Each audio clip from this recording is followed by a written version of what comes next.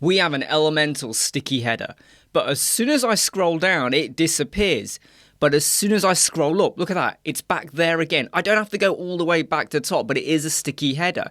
And it doesn't matter where I am, as I scroll down, it will disappear. But as soon as you move just a little bit up, it's back again. And I'm going to show you how to do that with a free code snippet. 3 big reasons why you should use code snippet. It's free, it saves you having to use child theme, it protects you and allows you to roll back if there's ever any issues. Getting the plugin is super easy. Go over to WordPress, add new plugin, type in code snippets, and you can't miss it. Go and install and activate it. So here's what you do. You can either use an existing header or create one from scratch. You would go to Elementor templates, add new, ensure you're on the header, give it a title, and then you would create your header. Now I already have one in existence over here. This is just a container that contains not much more other than a logo, and it's got another container with some further items like a child one, but let's not worry about that. The key bit is what you do to the container that is going to be the sticky one. You want to go to the advanced tab, go to motion effects, and make sure it is set to top, because it is going to be a sticky top. Look, if it's on none, that is what you will see. So make sure that is set to top. Then down here, I've decided on, well, what is the effect? If that is set to 0, it will basically be disappearing as soon as you load up the page. So I don't want it to disappear until you've scrolled 100 pixel. You could reduce that to 50, 40. 40 might be a bit too small, but between 50 to 100 is a good idea. Then you want to go to the Layout tab, and over here in the CSS ID and the CSS classes, I've called it scrolling header.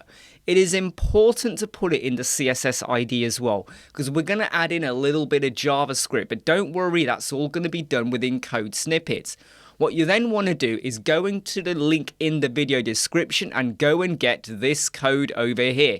All you've got to do is copy it. Now you'll notice it says scrolling header here.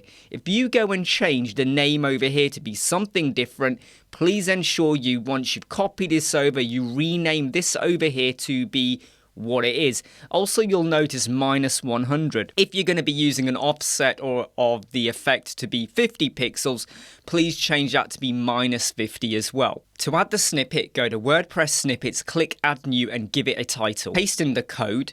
Make sure you've got the right name there. Make sure you've got the right value as well, as we've said. And then go and hit save changes and activate. Now, there is one more thing you need to do though. You need to add in a little bit of CSS, hence why I've also put the word scrolling header over there. Scroll down until you get to custom CSS and drop this in. We're just creating a bit of a transition there, because if you don't, it might be a bit too snappy. That's all you got to do. Then go and hit update, and that was it.